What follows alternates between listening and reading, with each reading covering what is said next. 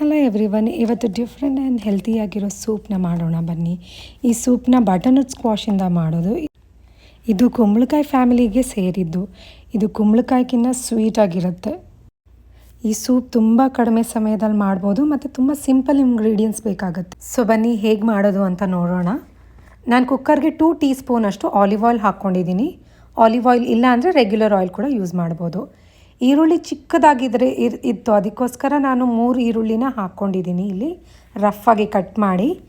ಜೊತೆಗೆ 1 ಕ್ಯಾರೆಟ್ನ ಕೂಡ ರಫಾಗಿ ಕಟ್ ಮಾಡಿ ಹಾಕ್ಕೊಂಡಿದ್ದೀನಿ. ಕಟ್ ಮಾಡಿರೋ ಕುಂಬಳಕಾಯಿ ಕೂಡ ಸೇರಿಸ್ಕೊಂಡಿದ್ದೀನಿ.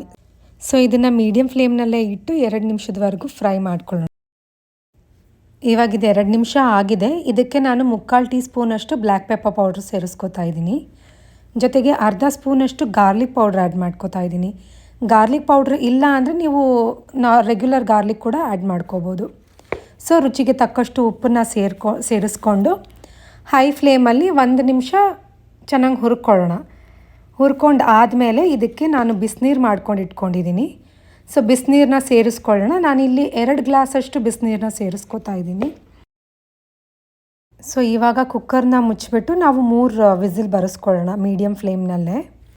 3 ವಿಜಿಲ್ ಬಂದಿದೆ. ಇವಾಗ ಕುಕ್ಕರ್ ಕೂಡ ತಣ್ಣಗಾಗಿದೆ. ಸೊ ಕುಕ್ಕರ್ ತಣ್ಣಗಾದಮೇಲೆ ಓಪನ್ ಮಾಡ್ಕೊಳ್ಳಿ. ಸೊ ನೋಡಿ ಇದು ಆಗಿದೆ. ಇದನ್ನು ನಾವಿವಾಗ ಒಂದು ಮಿಕ್ಸರ್ ಜಾರ್ಗೆ ಟ್ರಾನ್ಸ್ಫರ್ ಮಾಡ್ಕೊಳ್ಳೋಣ. ಈ ನೀರು ಬೇಯಿಸಿರೋ ನೀರೇನಿದೆಯೋ ಅದರ ಸಮೇತವಾಗಿ ಇದನ್ನು ಚೆನ್ನಾಗಿ ನೈಸಾಗಿ ರುಬ್ಕೊಳ್ಳೋಣ.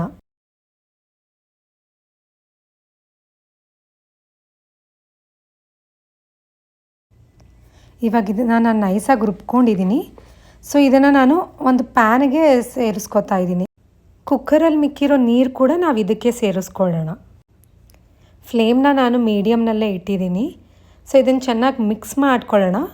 ಇದು ನನಗೆ ಗಟ್ಟಿ ಅನ್ನಿಸ್ತಾ ಇದೆ. ಸೊ ಅದಕ್ಕೋಸ್ಕರ ನಾನು ಮತ್ತೆ ಅರ್ಧ ಗ್ಲಾಸ್ ನೀರನ್ನು ಇದಕ್ಕೆ ಆ್ಯಡ್ ಮಾಡ್ಕೊಂಡಿದ್ದೀನಿ.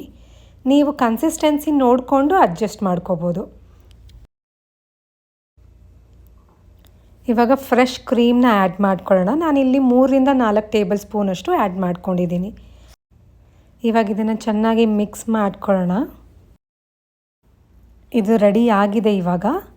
ಸೊ ಇದನ್ನು ನೀವು ಬ್ರೆಡ್ ರೋಸ್ಟ್ ಜೊತೆ ಸರ್ವ್ ಮಾಡಿದ್ರೆ ತುಂಬಾ ಚೆನ್ನಾಗಿರುತ್ತೆ. ಮನೇಲಿರೋರು ಎಲ್ಲರೂ ತುಂಬಾ ಇಷ್ಟಪಟ್ಟು ಎಂಜಾಯ್ ಮಾಡ್ತಾರೆ. ನೀವು ಇದನ್ನು ಹಾಗೆ ಕೂಡ ಕುಡಿಬೋದು. ಬಟ್ ಬ್ರೆಡ್ ರೋಸ್ಟ್ ಜೊತೆ ಸರ್ವ್ ಮಾಡಿದ್ರೆ ತುಂಬಾ ಚೆನ್ನಾಗಿರುತ್ತೆ.